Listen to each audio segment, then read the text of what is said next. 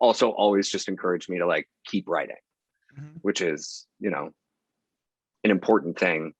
You know, you never Yeah. want somebody like saying like, "Oh, that's terrible," and then you're like, Right, "Well, right. I'm never going to do that again." Well, yeah, exactly. This is all about you and your journey in music, and we'll talk about your new record as well. Awesome. Cool. I love your bow tie as well, I must add. Thank you. I was just at work for like the first time in a very, very long time, so I like put on a tie. Oh, really? Finally Yeah. back to work? That's good. Yeah, it's good. That It's is good. good. Very My cool. my cat is probably going to make an appearance because as soon as I start talking on the telephone, she wants to know what's going on. Oh, all good, all good. Well, I appreciate you being here. So you're Yeah, thanks for currently having me. currently in New York, Yeah, I'm currently in the city. born and raised, or no? No, I grew up in Atlanta and like stopped in Rochester for a minute, and I went to high school in Boston, and then I moved to New York when I went to college. So when I was Oh, okay. 18. Yeah, Okay. So I've been here. I would say I'm a New Yorker, but I didn't like grow up here. grow up here. Okay, so Atlanta first, born there. How long were you in Atlanta before you moved it to Boston? Like 11 years in Atlanta, and then a year or two in Rochester, and then in Boston. Okay. So up to 11, you're in Atlanta. When did you start getting into music? I started getting into music pretty young. I like my first memories about music. My brother was taking piano lessons and I really wanted to take them. And Mhm. so my mom was like, okay, sure, like you can take piano lessons, but the teacher, like I like one of my earliest memories is this older woman who was the piano teacher wanted me to like march in a circle to rhythm. And I was like, no, I want to play the piano. I don't want to march in a circle. And I That's quit. interesting. And my mom had to get me a new piano teacher. You will not learn piano yet. You will learn to march, and then we'll think about piano. Yeah, exactly. That's what it felt like. But yeah, it was I'm sure she just wanted me to understand, like feel the rhythm in my heart, but no, Right. I wanted to play. Okay. So you guys are a new piano teacher, around the same age?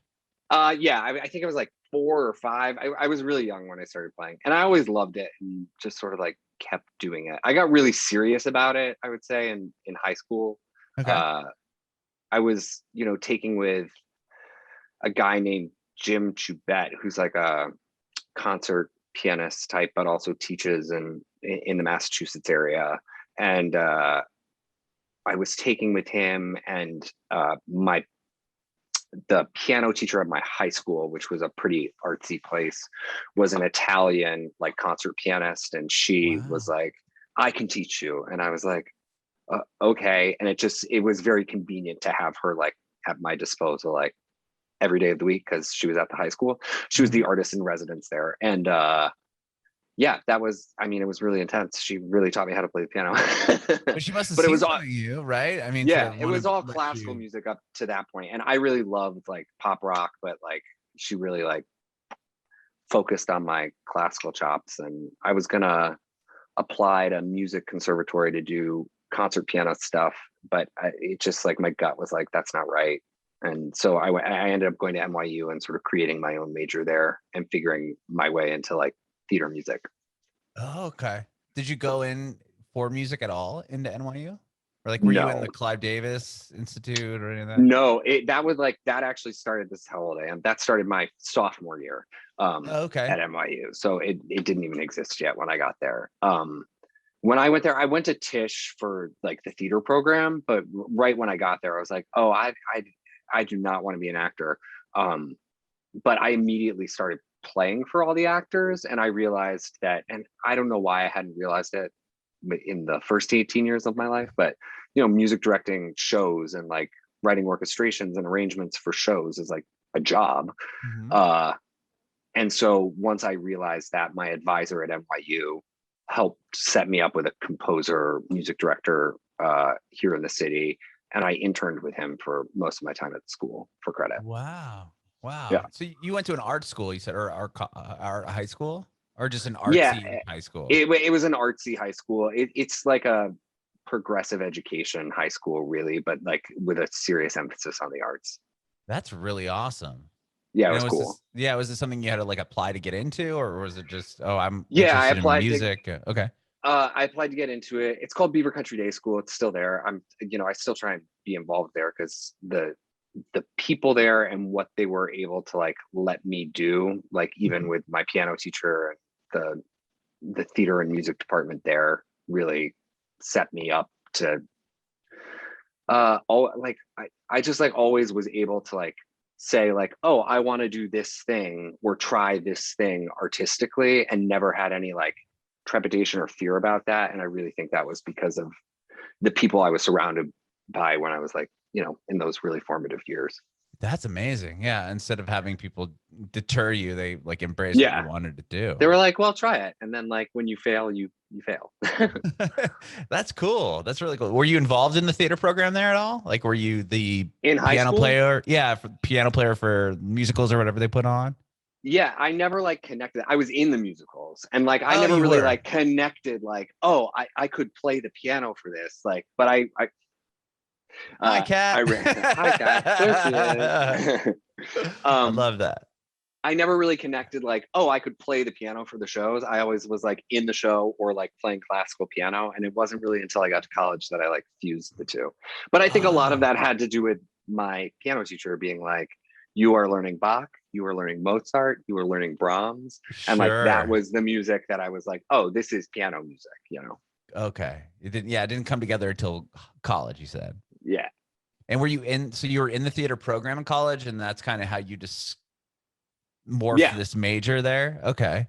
Totally. Were you in the shows and then decided, hey, I'm not really too interested in acting anymore, or? No, it wasn't that. I never really did a show in college. I like got there, and like the way NYU was set up at the time, there were like mini studios that you like. There's a musical theater studio, and then there's like different acting technique studios. And at the musical theater studio, there were all these great singers and like performers, but everybody needed their music recorded or needed to practice their music and things like that. And I was like, oh, I can play the piano.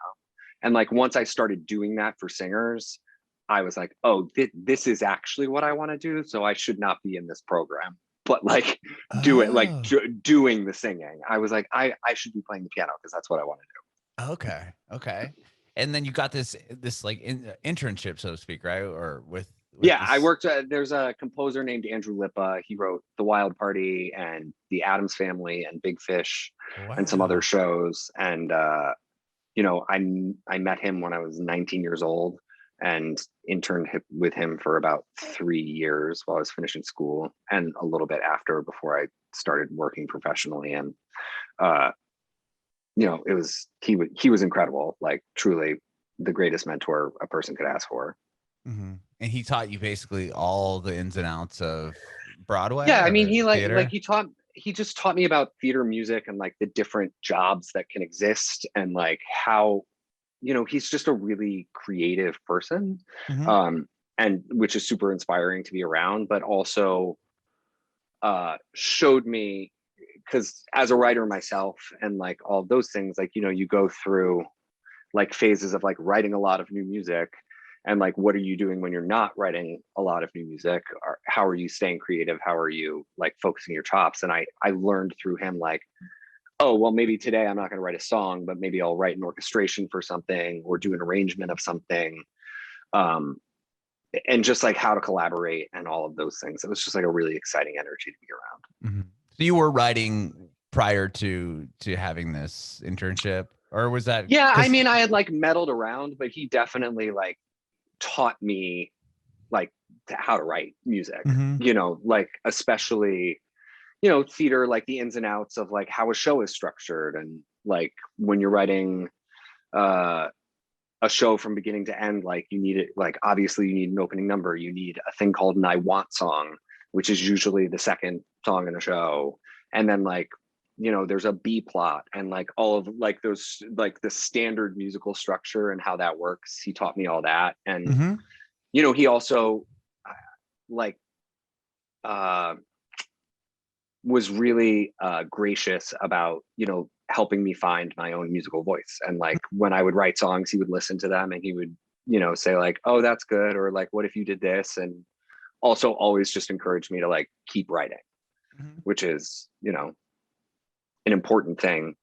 You know, you Yeah. never want somebody like saying like, "Oh, that's terrible," and then you're Right, like, "Well, right. I'm never going to do that again." Well, yeah, exactly. Well, that's amazing to have somebody in the industry that does that. I mean, I've came from a radio background, and it was hard to find somebody that was willing to say, "Hey, like, I want to sit. I see something in you. I want to teach you how to do this," because I always feel like in the industry, or like entertainment or music, like somebody's always like not willing to offer that service because it's like their job could be taken away from them, so to speak. Yeah. And that's to have somebody like that and to have a mentor. That's really cool that you're able to have that. And I mean, do you feel like that's still kind of a thing? Like, well, Oh if you yeah. show people something, then they could just audition for the job next time and take the MD job right from right from under you because they'll do it for less money or whatever just to get the experience or. Yeah, I mean, I definitely like recognize like how lucky I am in that regard in Mhm. finding somebody, because like I know other people who had the exact experience that you're talking about, but uh I think it like comes down to like the people you surround yourself with, and like Sure. Andrew was just genuinely like a kind person, and I found him at the right time of my life, and he Mhm. watched me mature and like grow as an artist. And it's interesting because now I mean that like green CD is Mhm. like a show that he wrote that got done, but we made an album and I orchestrated the show and I arranged it Wow. and I produced that album. And so to go from like being his intern to like being his music director has been a really interesting journey. And also like now that I'm at a certain age, and place in my career, I definitely, when I meet young artists, the way I treat them is very much uh, in the same sort of sentiment of how I was treated Treated. by Yeah. the other artists. Like, I think that's and amazing. I think that's like really important Mhm. because it's not an easy industry, and like people can be really unkind. And so like, Mhm. and I'm very much of the mindset of like, why bother? Right, Like, why right. be mean? What's the point? Exactly, exactly. And I feel the same way. Like I had a similar situation to you as I was able to really learn from a lot of peers of mine that were way further in their career and they were willing. So I always felt like if there was somebody that was working for the station that had the interest to become, on the air or do something else, like I always felt like it was my duty to kind of push them. If I thought that they actually had the chops and the work ethic and wanted to do it, then like why not pay it forward, so to speak. So that's really Yeah, amazing that you had that opportunity because a lot of people didn't, I'm sure weren't embraced like that. yeah. I mean, it's fascinating to hear like different people's artistic journeys. Sure. And also like, there were plenty of people who, didn't return emails that I sent and Oh, didn't of return course. phone calls that I call like when I called them. And like knowing what that feels like in tandem with like what it feels like to be supported by someone. Like when I try and answer every email I ever get from an artist Hmm. asking for anything, because I'm like, even if I have nothing to offer them, just to like say like, hey, I got your email, like I Yeah, I see see you. you. Yeah, I see you. Yeah. Exactly. And like, good luck. And I'm sorry that I can't help you out with anything right now, but like, keep reaching out and Hmm. keep doing the thing. Yeah, but obviously he saw something in you that you had the drive and the Yeah. skill I mean, like set. Yeah, you put the work in. It wasn't like, yeah, this guy obviously, looks great. Let's just hook him up with some jobs. no, but he was also like really great because there were like, like in complete and total transparency, like there were times when I like failed and like failed hard, but like Uh-huh. I also succeeded at times. And the greatest lessons I ever learned in like that time of my life are actually when I failed. And he didn't just say like, he acknowledged the fact that I failed and Hmm. let me know, and then told me how to fix it, and then made me fix it. That's And that awesome. was really like really interesting. And so and is something that I do with other people, because like when people mess up, it's like it's okay, it's not the end of the world. And like, if you give people the opportunity to fix it instead of just like doing it for them, they'll actually like grow and learn. And Hmm. that's like cool, Sure. Was I that think. the record you're talking about behind you? Is that the first thing that you really got a chance to work on? Was that kind of your introduction to MDing and that aspect of it? No. Okay. It just happened. It was the first thing that I did with him. Andrew had done the first show I ever played on Broadway was the Addams Family, which Andrew wrote. And so like that was like the period of time where I transitioned from being like his sort of like assistant type music assistant person to being like a piano player in the pit of his show. And then Wow. What was that like? um it was crazy. I mean, like playing a Broadway show for the first time is a really wild experience. And I don't think that people necessarily like realize what that is. Because and even the subbing thing, like because like the chairs on Broadway, you can take off like a lot of the time. You can take off up to 50% of the time to do other gigs and like concerts and things like that. And when you do, somebody just comes in and plays the book. Oh, And so you can just, I mean, I really don't know a whole lot about the Broadway scene, yeah, to be honest. I mean, I've interviewed a few people that are really active in it, but I don't know too much, but I'm curious to know what that means. So like, if you get hired on to do the Addams Family, you can half the time just be like, I have other things to do. Like, I'm I confused. mean, yes, you don't get paid, but like it's like a way to like get like more members of the union, like other musicians in the city, to like be able to do the thing even if they don't hold the chair. Nobody actually Oh, takes off 50% of the time. That rule is sort of like there are certain like union rules that are like laid in from like a different time that nobody ever took out of like the CBA, which is yeah, the yeah. Yeah. collective Okay, bargaining okay. So agreement, that you know. people can get So in. like the 50% rule is left over from like the 60s and 70s when Sure. jingle work was like a real thing. And like Okay. people, like if you want the best trumpet player in the pit of your show, like he's also going to have to be able to like go play like a recording session for Tony Bennett. So Right. yeah, you like, you know, you make a rule so that like he can be out. He can do um that. Got but you. it's a very real thing. So like my experience on the Addams Family, like that first orchestra rehearsal, like I showed up and I'd never seen the music before. Nobody had. I was talking to my husband Oh, about this like very randomly last night, but like the entire orchestra, like they all just like everybody gets the music at the first orchestra rehearsal, which is usually like, I don't know, a week before the first show in front of an audience. And like so it's not like you have you're time a like whole lot of time to you're like practice prior. you're like sight reading, you're trying to watch a conductor, you're trying to like figure out what the show is because it's all brand new music, and you're like, what the heck is this? And it just Uh-huh. happens so fast, and then all of a sudden you're in front of an audience and it's like, wow, here we are. And then a sub, like when the first time somebody came and played my book at the Addams Family, like they got it ahead of time to like practice the music, but like the Uh-huh. keyboards are so like there's so many patches and volume things, and like they have to watch a conductor and all that, and it's not a rehearsal. Like the first time you play the show is in front of an You're audience, and it's Oh, really crazy. Yeah, wow. Did you ever have that experience to where you had to kind of fill in for somebody?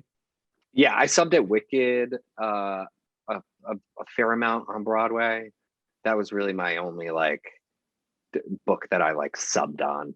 So you uh must obviously you can sight read very well and read music, or you wouldn't be in that position. Like nobody just goes yeah, in there and I goes, mean, here we go. Yeah. And you definitely have to practice. I mean, like, you definitely have to like practice and like get your chops up. But like sight reading at the first orchestra rehearsal is like something that everybody has to be able to do, Wow. which is crazy.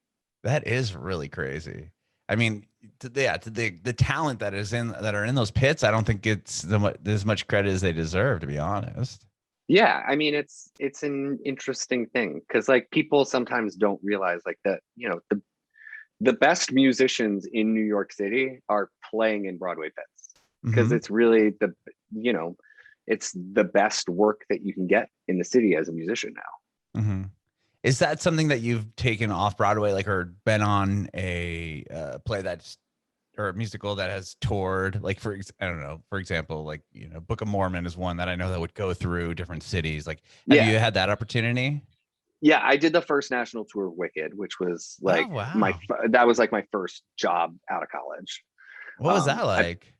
it was great. It was amazing. It was like a really really amazing experience and like a great first job, and I learned so many things. But you know that you know what's crazy about that experience is like in every city that you go to, you have, 6 hours of rehearsal with the musicians that you hire locally. And then like you do the show the next day, Oh, and so it's there's like local really, people that will jump on those shows as well. yeah, It's not like a whole most, crew of you going together. it depends on the show. Like if the show, I orchestrated Pretty Woman, the musical, which is about to go on tour. Oh, Um, wow. and they like for that, it's a self-contained band because it's a little bit smaller. But a Okay. show like Wicked, I think Book of Mormon probably has, I don't know if it's self-contained. I can't imagine it is because it's pretty big. Yeah, I They just hire spoke to somebody people. that was the basis for the Book of Mormon, and she was telling me that she had to tour it. I had never heard of that before, so I was curious to know if Yeah, you're. but it's kind of like, it's a crazy life to like live like that, but it was also a great experience to have when I was like super young. Mm-hmm.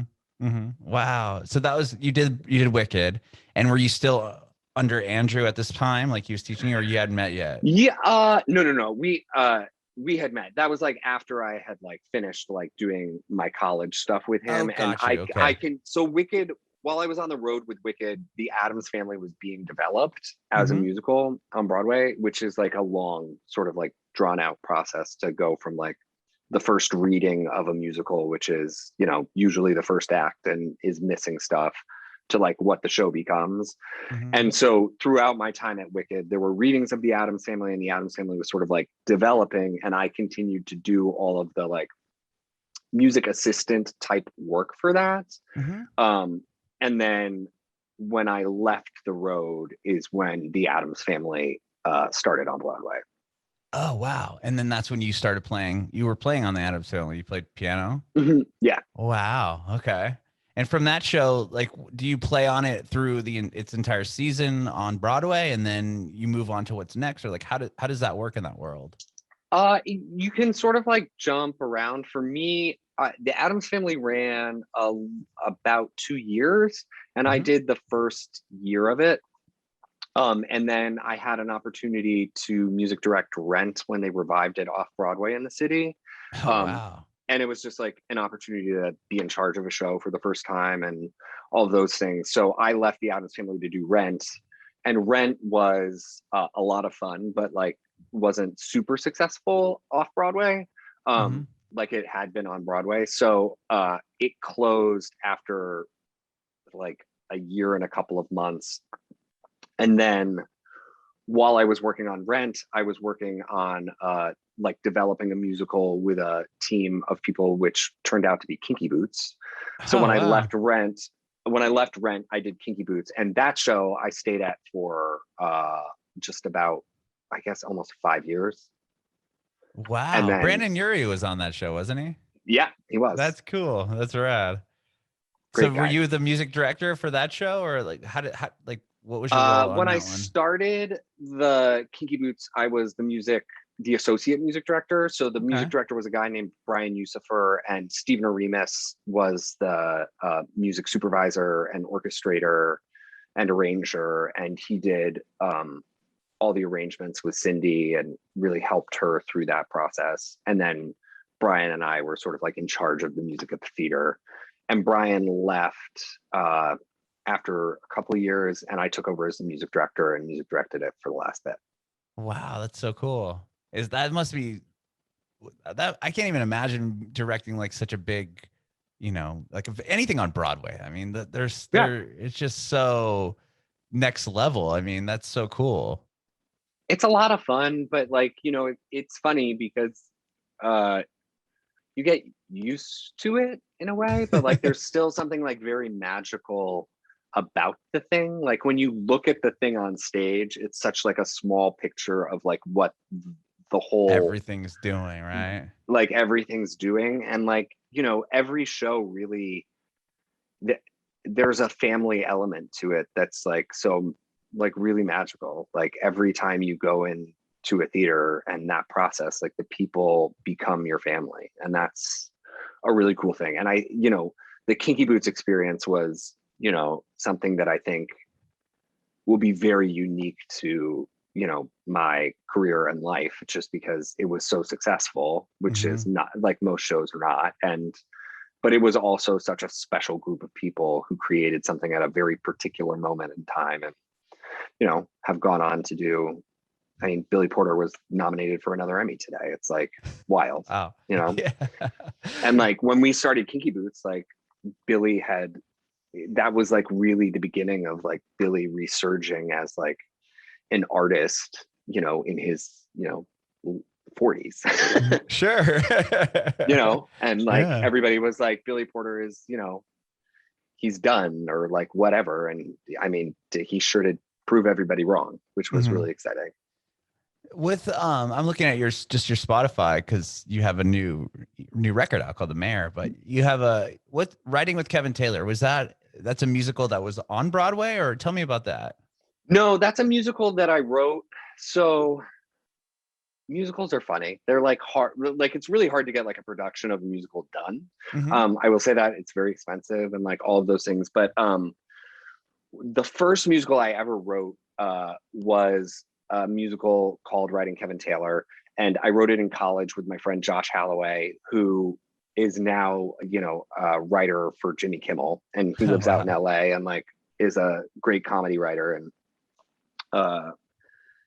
he and I wrote the musical, and we workshopped it, and there was a production of it like off Broadway at a place called Cap 21, which doesn't exist anymore. But you know, we did a production there. It was fun.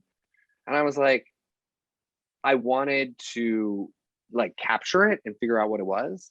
And so we recorded it, and that recording actually led to another production that happened out in Seattle, where we rewrote a lot of the show, which is funny. So that recording is actually, there are parts of that recording that make absolutely no sense if you saw the show today. Okay. But they're doing the show in Michigan at the top of 2022, which is exciting. So, you know, it's like, I hope that it has like a regional theater life, because it's like a really sweet, funny show about three people and a weird week in their lives.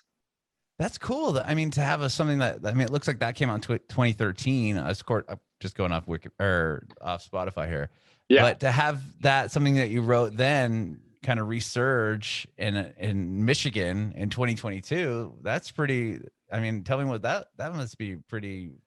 No, cool, I'm like super excited about it. I'm like very excited to go see it and, you know, hear it again and all of those things. Cause like, you know, all of these theater pieces, like, you know, they come back and they like surprise you in, you know, funny ways. I'm currently the music director or music supervisor of Little Shop of Horrors off Broadway. Yeah, I want to talk to you about that too. Yeah, which is like wild. But like, you know, when you think about it, like Alan Menken and Howard Ashman wrote that show in like the early 1980s. Yeah. You know, like right around when I was born. And like I'm sure like it must be so strange for Alan now to be like, I mean, this like show that I wrote, like this crazy, like weird little show that I wrote is still getting done and still like, you know, wildly successful. Yeah. Getting nominated for Grammys. Yeah, exactly.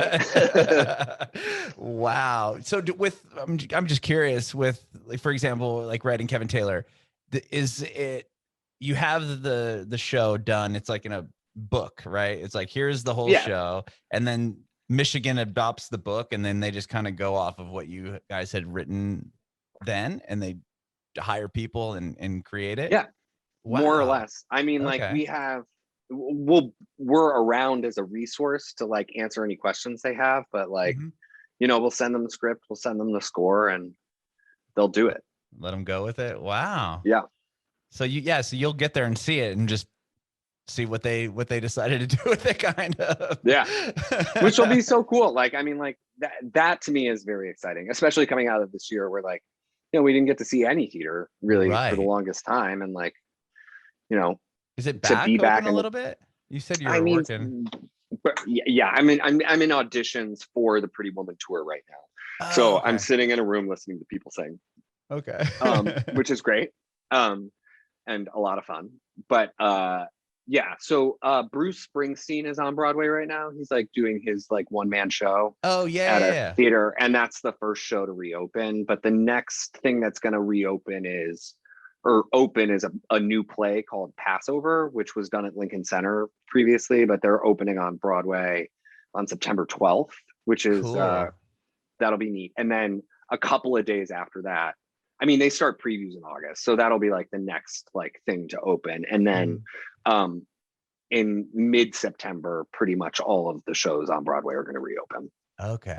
That's nice. Which will to be see. great. Yeah, nice to hear Because that's opening there's a up lot of again. unemployed actors Oh and yeah, musicians and everyone's all just, these people who were just like completely put out by the pandemic. yeah. Aside Obviously, from the touring, stage crew type people, I feel like the Broadway live musicians like that took a real hit. I mean, they don't have a record that they can make residual money off of or do other things or go on Instagram and play some songs they wrote. It's like, yeah, they're just used to going and playing, Little Shop of Horrors or whatever it is, right? That's kind of their bread and butter. yeah, and it's been hard. I mean, like so many people lost their health insurance. So many people, like we all lost all of the things that we get through working, and it's everything just sort of stopped, and it's been really strange. That's awful. Well, I'm glad it's starting to kind of open up again. It sounds like at least. It's seeming promising. So hopefully, sure, it'll trend in that direction, and everybody will get vaccinated.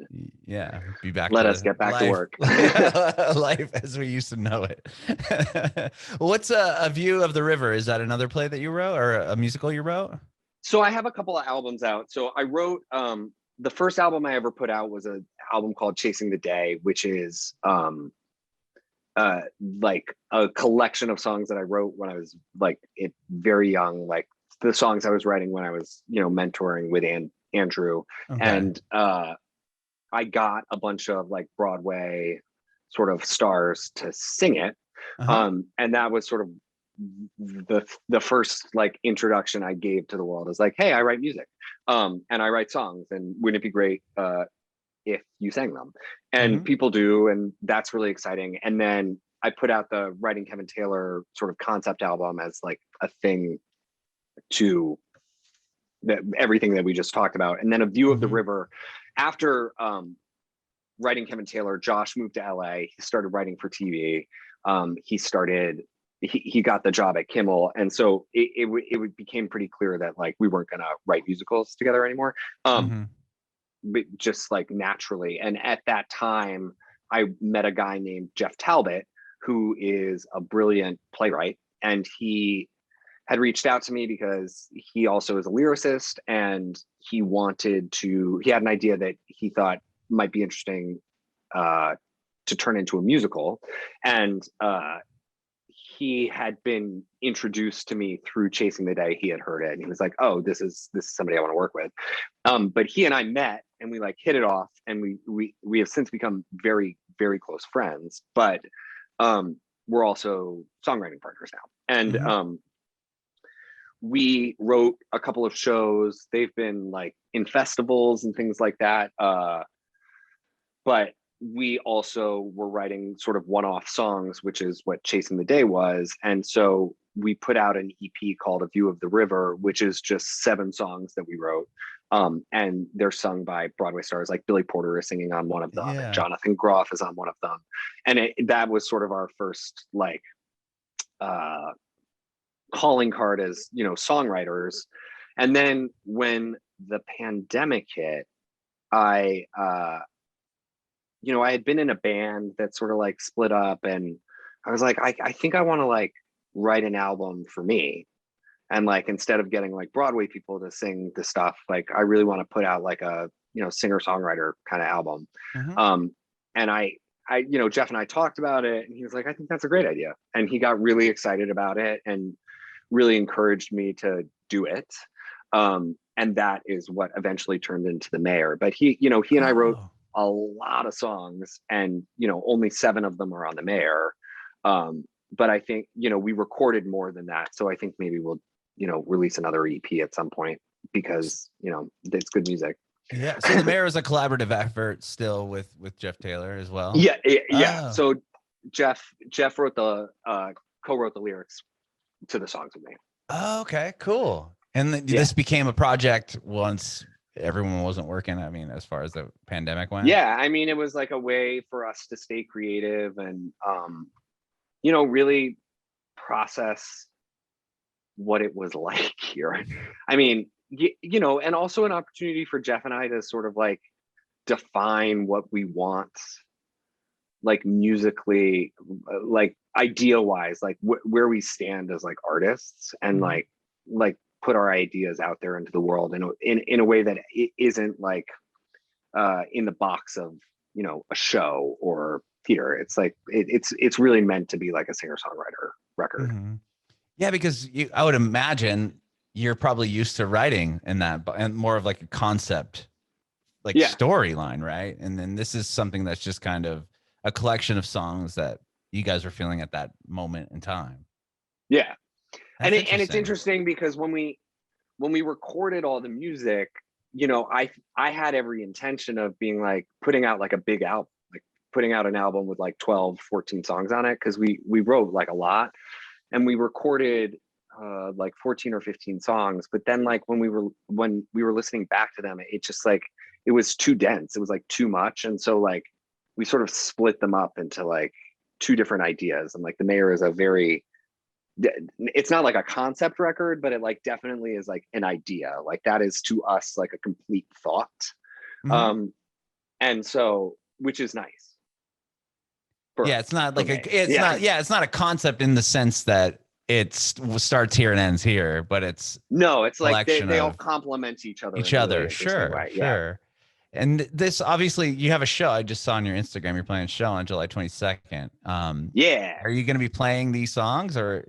I'm going to play the songs from The Mayor. I'm going to play some of the songs from the other songs we wrote and a couple of covers. But it's the first time the band is playing together and live, like in person, since December 31st of 2019, which is crazy. Wow. So your last show was New Year's Eve. Yeah, we played a gig with there's a singer actress named Annalie Ashford, who's, I don't know if you watch television, but she's on Be Positive on CBS. She's the woman in that, but she was in Kinky Boots. She and I did Rent together. We did Wicked together. We've known each other for a very long time, but she does a cabaret act. Cool. And we had done a show on New Year's Eve of 2019. And then I went to California to work on something, and she was doing her thing, but like I didn't see the band again until December of 2020 when we were recording the record, but we still haven't played like out and about. So this will be the first time live at the bitter end, which I'm really excited. That's really exciting. So you played in a band aside from doing the Broadway shows and playing in the pit there. You also played clubs and other things throughout. Yeah, I started a band called Stereo Dawn, and we put out a record which is which you can also like stream on Spotify and stuff. That is very like power pop kind of like music, and that band actually is where I like really sort of like got the confidence to sing more and use my voice more. But with the pandemic and like people moving and like just different elements of life, that band sort of like broke up.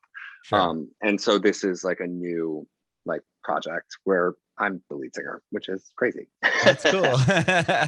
Is this going to be your first show as a lead singer, or is it you're a lead singer in like the show on the 31st of 2019? Oh, no. That was like Annalie was singing that. Like this will be the first show that. Okay.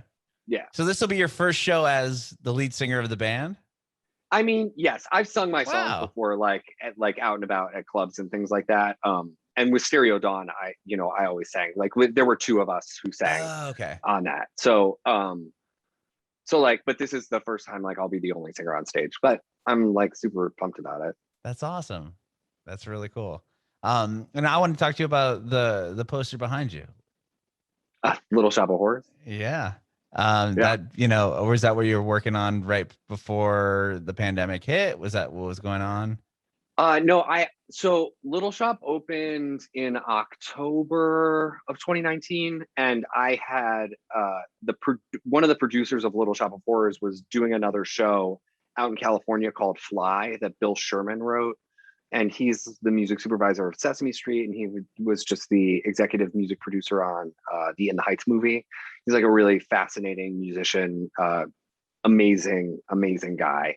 Mhm. And he wrote a show called Fly with Rajiv Joseph and Kirsten Child. And we were doing that at La Jolla Playhouse when the pandemic hit. So like the show really? like shut down. But I had come back. Like, it was funny. I opened the show. I think the show opened March 9th, and I had to fly to London to see Pretty Woman. And so I flew back home on March 12th to start conducting Little Shop of Horrors again. Oh. And that was the day that everything shut down. So I've been waiting to go back to Little Shop of Horrors for a very long time. Oh my gosh. Which is, I'm so excited it's coming back.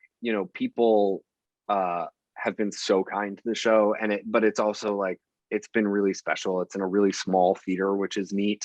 Mm-hmm. And it's like, I think a great opportunity for people to see like really amazing performances, like very up close. It's like a cool thing. And the score and the story and, the show is just, I don't think, like, to go back to musicals, I don't think that you can write a musical better than Little Shop of Horrors. Like, it truly is like one of the best constructed pieces of theater that's ever been made. That's amazing. Which is really cool. And I think why it's still, anytime anybody does it, it sort of gets accolades. Sure. Wow, that's interesting. Go ahead. Go ahead. No, go ahead. Go ahead. No, I was going to say, I mean, it's like, we were very lucky to be able to make a cast recording of it because people enjoyed it so much off Broadway, and were enjoying it so much that we made a record, and like to then have that be recognized by the Recording Academy was very cool and like exciting and unexpected. And so I'm really excited to go back to it and like keep working on it. Yeah, you guys were nominated in 2020. So unfortunately, the one that you couldn't attend. Yeah, we couldn't go. But we all sat on Zoom, and it was really fun. That's cool.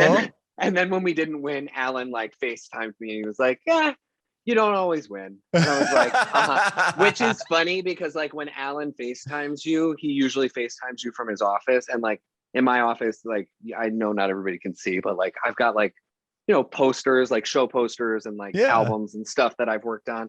Alan has his 8 Oscars and his like 16 Grammys and his Emmy Award, like just like behind him. Just of course. So overwhelming. And you're like, oh yeah. I mean, like, yeah, you are really successful. You did win 8 Oscars back to back. I do remember that. Right. That's cool. That's awesome that you're in La Jolla, because I'm from San Diego, and actually, I had the best time there. It was so great. My family and I, we moved to Nashville in the midst of this pandemic, but we were in San Diego when that was happening. So I love the La Jolla Playhouse. Seen a few shows there. It's really cool. It's a neat place. It was I had never been there before. And I had I had been to San Diego before, but I'd never been to like La Jolla and done a show there. And it was, they were so like generous with like letting us be creative and like do our thing. And the show turned out great. And it was just like such a bummer that we had to stop doing it. Yeah, that is unfortunate. I mean, hopefully you'll be able to do it back there again. No, totally. I mean, there was a period of time like that. One of the hardest parts about the pandemic as being a theater artist at times is like, nobody knew, like everything just kept getting pushed. And there was like this period of time where like people were like, oh, well, this will be over in September of 2020. Mm-hmm. And they were like, so the set's still there and we don't have another show there until like, November. So why don't, when the pandemic's over in September, we'll just do Fly again. And everybody was like, yeah, that's a great idea. And then cut to last summer. And they were like, oh, no. And like, they had to take the set out and the whole thing. Cause like, it just became so abundantly clear that there was no way that was going to happen. There's no coming back. Yeah. Well, yeah. It sounds like, stuff's opening up there, and which is great. And yeah, Pretty Woman, exciting. You're auditioning for that. And that's going to be a touring. Yeah, it'll be a touring show. It's going everywhere across the country. You can, the Pretty Woman the Musical website has like all the tour dates and everything. And, you know, if you're a subscriber at theaters, like you can get tickets that way, or you can just get tickets online, and it'll be a really great tour. That's exciting. Are you going to be on the tour? No, I'll Okay. supervise it. So I'll be, the tour is going to open in Providence. And when it does, I'll be around at the beginning, and then it's as it goes around the country, I'll sort of like check in here and there and make sure that it's going well and all of those things. Very cool. Well, thank you so much for taking time to chat with me today, Will. I really appreciate it. Yeah, thank you, Adam. This has been awesome. I do have one more question for you before I let you go. Do Yeah. you have any advice for aspiring artists? Sure. Be yourself, like be authentic, be vulnerable. Like, I think that the moments that have served me best, like to go way back to what I was talking about, like being in high school, are like when your gut is telling you something, listen to your gut and like do the thing that's like authentic to you, even if it seems absolutely terrifying. Because otherwise you're gonna end up on a road that is not gonna serve you very well. And also, like, don't be an asshole. Like that's the biggest piece of advice I always give people who want to be musicians or like work, is like, don't be unkind to anybody ever. Because like, why? Because people remember that. Mm-hmm. I love that. You know? Yeah, for sure. I mean, you don't know who anyone's connected to, right? Yeah. And it's like, people also remember like kindness. Like it's like that instant thing of like being warm with a human being is, you know, can make or break any relationship from the get-go.